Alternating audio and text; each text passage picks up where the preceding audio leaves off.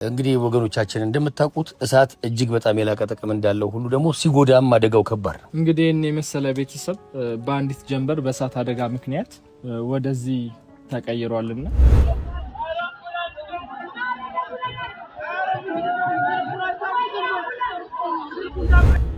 በቃ አንድ ሰዓት ባልሞላ የ30 ዓመት ንብረት ነው እድሜያችን የጨረስንበት ንብረት ባንዴ ውድም ያለው ምንም ነገር ይዘን አልወጣንም። ልጆችን ብቻ ነው ይወጣው ምንም እያየነው ነው ንብረታችን የወደመው። ያው እንግዲህ ምክንያቱም ፖሊስ እያጣራ ነው ያለው። በጣም ጧት ማታ ጭቅጭቅ ነው ከነሱ ጋር። ለሊት ደግሞ ጅብ አለ፣ ቀንድም ፀሐዩ በጣም ነው የሚሞቀው። ትምህርትም አቋርጠው ልጆች ሞራላቸው ተጎድቷል። እኔም በጣም ተስፋ እየቆረጥኩ ነው ያለው።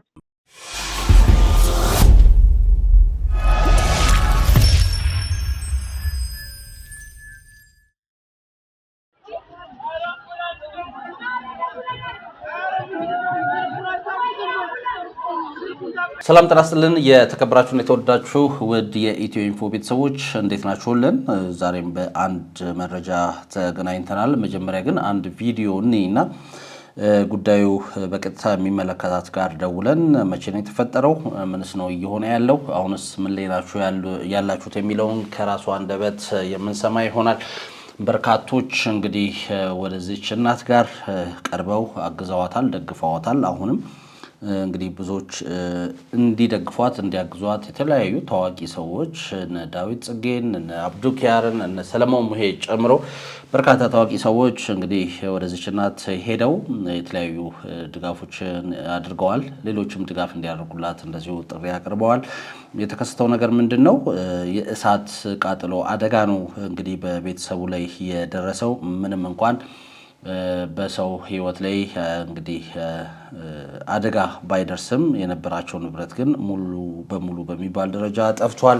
መቼ ነው ይሄ የእሳት አደጋ የተከሰተው? ከዛስ ምንድነው የሆናችሁት? አሁንስ ምን ላይ ነው ያላችሁት የሚለውን ቀጥታ ከእርሷ ጋር ደውለን ቆይታ የምናደርግ ይሆናል። ከዛ በፊት ግን አንድ ይወጣ እንግዲህ ታዋቂ ሰዎች የለቀቁት ማስታወቂያ የሚመስል ቤተሰቡ እንዲረዳ የሚመስል ቪዲዮ ተለቋል። እሱን ቪዲዮ አብረን እንመልከተውና ቀጥታ ወደ እንግዲህ ወደ እናት መቅደስ ጋር ደውለን ምን ላይ ነው ያላችሁት የሚለውን ከራሱ አንደበት የምንሰማ ይሆናል።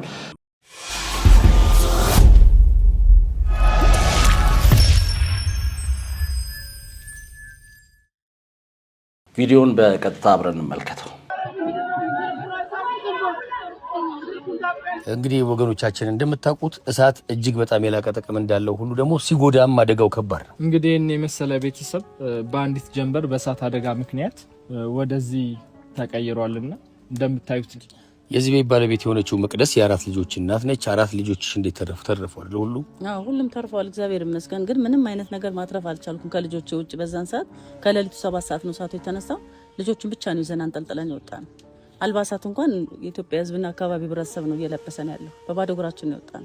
መልካም፣ እንግዲህ በምን ሁኔታ ይኖራሉ እናየዋለን። አሁን እኔ የኢትዮጵያ ሕዝብ የምጠይቀው ነገር በሌሊቱ 7 ሰዓት ነው የተነሳብኝ እሳቱ ባልታወቀ ነገር። ጦቤ ከምንኖርበት ልጆችን ሰብስቤ ከምንኖርበት ቦታ ላይ በድንገት የተነሳ እሳት ነው ዛሬ እንዲህ ሜዳ ላይ እንደወድቅ ያደረገኝና የኢትዮጵያ ሕዝብ እጅ ላይ ተያይዞ ወደ ቦታ እንድመለስ እንዲረዳኝ ልጆችንም ከጅብ አፍ እንዲታደግልኝ ነው የምፈልገው። አካባቢያችን ተስፋ ልጅ ጀርባ እንደመሆኑ መጠን ጅቦች በጊዜ ነው የሚመጡት። ድንኳኑ እየታከኩ ነው የሚያድሩት። እኔም ሆነ ልጄ ተሳቀን ነው የምንኖረው። አስጊ ደረጃ ላይ ነው ያለነው። ዝናብም ነው። ድንኳኑም ደግሞ ያው መተዳደሪያ ደንብ የለንም። ጊዜው አልፏል። አፍርሽ አንሺ እያሉኝ ነው። ወዴትም ይዤበት የምሄደው ምክንያት የለም። ድንኳኑን አፍርሽ እንደምታየው ክረምት ነው። ዝናብም እየመጣ ነው። ፀሐዩንም መቋቋም አንችልም። እኔም ስኳር በሽተኛ ነኝና የኢትዮጵያ ሕዝብ ይህንን ችግር አይቶ ባለው ነገር ላይ ወደ ቀድሞ ቦታ እንዲመልሰኝ ስል በትህትና እጠይቃለሁ። እግዚአብሔር ይሄ የምትመለከቱት አሁን ያሉበት ድንኳን ነው።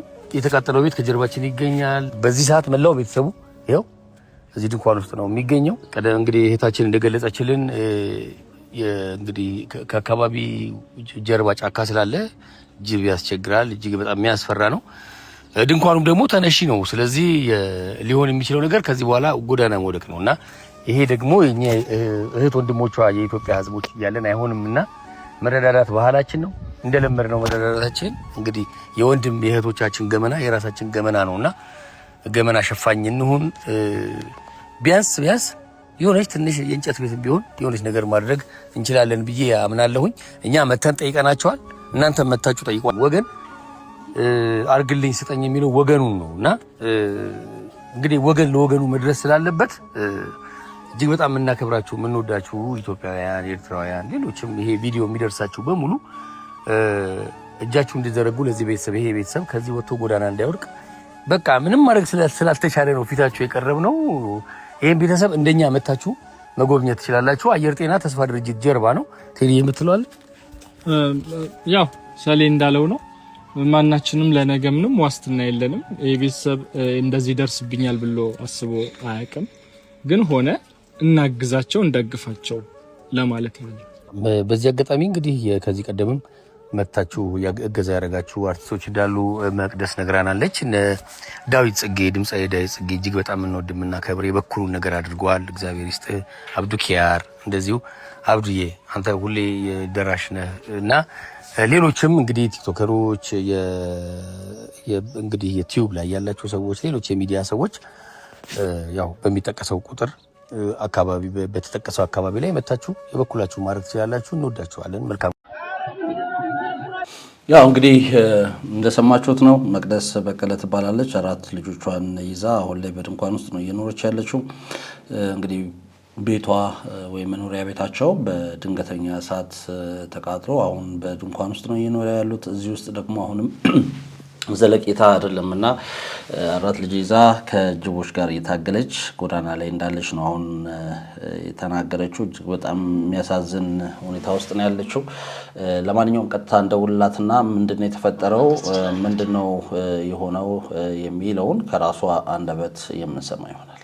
እሳት አደጋው መቼ ነው የተከሰተው?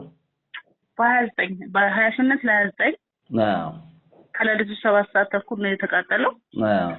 ያው አንድ ልጅ ነበር ያልተኛ። እሱ ጎረቤት ስትጮህ ጫፍ ላይ ያለችው ጎረቤት መስኮት ከፍቶ ሲያይ እሳት ነው። ማማ ትንሽ እሳት አለኝ። ስንወጣ ምንም የሚረገጥ ነገር የለም። ደም በሩ ተዘግቶ እግዚአብሔር አወጣ። ተገንጥሎ ነው የወጣው የውጭ በር በይዶ ተሳቱ። በቃ አንድ ሰዓት ባልሞላ የ30 ዓመት ንብረት ነው እድሜያችን የጨረስንበት ንብረት በአንዴ ውድም ያለው። ምንም ነገር ይዘን አልወጣንም። ልጆቼን ብቻ ነው ይዤ ወጣሁት። ምንም እያየነው ነው ንብረታችን የወደመው። ያው እንግዲህ ምክንያቱም ፖሊስ እያጣራ ነው ያለው። ግን በቃ ባዶ ነው የቀረነው። ባዶአችንን የወጣ ነው ልጆች ይዘን። ሰፈሩ ጅብ አለ። አሁን ያለነው በድንኳን ነው። ድንኳኑንም አፍርሱ እያለን ነው። እድርተኛው መተዳደሪያ ደንብ የለንም እስከዚህ ቀን ድረስ እያለ ነው። ድንኳኑ ውስጥና ችግር ነን ያለነው። አሁን ያላችሁበት ድንኳኑ የእድር ነው? አዎ የእድር ነው። እስከዚህ ቀን ድረስ አመታገስ ከዚህ በካቅም በላይ ነው። መመሪያ መተዳደሪያ ደንብ የለንም እንደዚህ እያሉ በጣም ጧት ማታ ጭቅጭቅ ነው ከነሱ ጋር። ለሊት ደግሞ ጅብ አለ። ቀንድም ፀሐዩ በጣም ነው የሚሞቀው። ትምህርትም አቋርጠው ልጆች ሞራላቸው ተጎድቷል። እኔም በጣም ተስፋ እየቆረጥኩ ነው ያለሁት። ምንም በቃ ሊረዳን የመጣ አካል ብዙም የለምና በጣም ተቸግረን ያለን። ምክንያቱ እስካሁን በግልጽ አልተቀመጠም። የእሳት አደጋው እየተጣራ ነው። ምንም ፖሊስ እያጣራ ነው። ምንም ነገር የለም። ለምንፈልገው መረጃ በቃ በኮፒ ነው እየሰጠን ያለነው። ፋይሎች ምናምን ስንፈልግ በኮፒ ነው እየወሰድን ያለነው። የፖሊስ መረጃ እያስገባን እንጂ ምንም አይነት ነገር የለም። እጃችን እስካሁን ምንም የተባለ ነገር የለም። በዚህ ምክንያት ነው እሳቱ የተነሳውም አልተባለም። ገና ነው አልተረጋገጠም። ገና ነው አልተናገሩም። ስንት ቀን ሆናችሁ አሁን ድንኳን ውስጥ መኖር ከጀመራችሁ? ስንት ቀን ሆናችሁ? ማክሰኞ 15 ቀናችን። ያውኑ ማክሰኞ 15 ቀን ማለት 15 ቀናችን ነው። እንዴት ነው አሁን ህይወትን እንዴት ነው እየመራችሁ ያላችሁት? 4 ልጅ እንዳለሽ አውቃለሁና እንዴት ነው? ከነቤተሰቦቼ ልጆች ይዘን ነው ጎረቤት ይዘን ያለነው። ጎረቤት እያገዘን ያለነው። ጧት ማታ ጎረቤት ማስቸገር። ህዝቡም ከኛ ጋር እንጨት እያነደደ ያመሻል። ግማሹም ያው ይገባል፣ ግማሹም ከኛ ጋር ያለው ተራ። ግን እስከ መቼ እንደዚህ ይዘለቃል? ሰውም ተሰቃይቶ እኛም ተሰቃይተን ልጆችም ተሰቃይተን ዝናብ ሲሆን ተው በቃ ውሾቹ እኛ ጋር ነው መጥተው የሚያድሩ። ጅቦች ሲመጡ ተስፋ ልጅት ነው ጫካ ስለሆነ ወንዝ ላይ ጅቦቹን እያያቸው ነው እንደ በግ እየተጋፉ የሚመጡት። በዚህ ሰዓት አንድ ልጅ እየጎተተ ይዞብኝ ቢሄድ በጣም ከባድ ነው። ትንሽ ልጆች ናቸው ያሉት። ባናት የተወለዱ ናቸው ያሉት። የ6 የ4 5 ያክል ተማሪዎች ናቸው ያሉት። የ6 ያክል ተማሪ ነው። አሁን ዘንድሮ ተፈታኝ ነው። እንዴት አድርጎ እንደሚፈተንም አላውቅም። ምንም የለም እጁ ላይ ደግሞ ደብተር ምንም የለም። አዲስ ሰጥተውት ነው ዝም ብሎ እንደሚመጣው። የተማረበትም እንደ አንድ ላይ ነው በቃ ምንም የለም። ቶም የሚማር ልጅ ነበር። የቪዲዮ ካሜራ እሱ ላፕቶፕ የሚሰራበት እያንዳንዱ ነገር ነው የወደቀው እና በጣም አስቸጋሪ ነው። በጣም ተስፋ ቆርጧል እሱ ራሱ። አሁን ጓደኛው ባልታወቀ ነገር ቀደም ራሱን አጥፍቶ ተገላገለ። እንደውም እንደሱ ነው መሞት የሚሻለው እያለኝ እኔ ራሴ ነፍስና ስጋ የተላቀቀ በቃ የ18 ዓመት ልጅ ነው። በጣም ነው በቃ ተስፋ የቆረጠው። እኛም እድሜያችን የጨረስንበት ነገር እንዲህ ባዶ ቀርተን ጎዳና ላይ ነው ያለነው ከነ ልጆቼ ብታይና በጣም አሳዛኝ ህይወት ነው። ሰው በነበረበት ቦታች ባንድ ቀን ደቂቃ ወለፍጀን ሰዓት እንዲሆን በጣም ያሳዝናል። እንደው ኢትዮጵያ እንዴት አድርጎ እንደሚረዳኝ እንደሚችል እናያውቀው። እግዚአብሔር ብቻ ይጨመርበት። ከመንግስት አካላት ወይም ደግሞ ከአካባቢው ቀበሌ ቦታ ለመስጠት ወይም ደግሞ ያለውን ነገር ለማስተካከል የተደረገ ሙከራ አለ? መተው አውርቷቸዋል ወይስ? የመንግስት ቤት ስላልሆነ የግል ቤት ነው። በመንግስት የመንግስት ቢሆን የመንግስት ቤት ነው ቅያር የሚሰጠው። የግል ስለሆነ ለሚያስፈልጋችሁ ቦታ ደብዳቤ እንጽፋለን። ዶክመንት ለምትንቀሳቀሱበት ደብዳቤ ድጋፍ እንሰጣለን። ከፖሊስ ጋር ወገን ዘመድ እንዲረዳችሁ አድርጋችሁ በተቻለ አቅም ወደ ቦታችሁ እንድትመለሱ እናግዛለን እንጂ ምንም እናደርገው ነገር የለም። ማለት ቀይ መስቀል ፍራሽ የሆነ ብርድ ልብስ ሰጠን። እሳትና አደጋ መጥቶ መኮሮኒ ምናምን እንደገና ሌላም ብርድ ልብስ ሰጠን።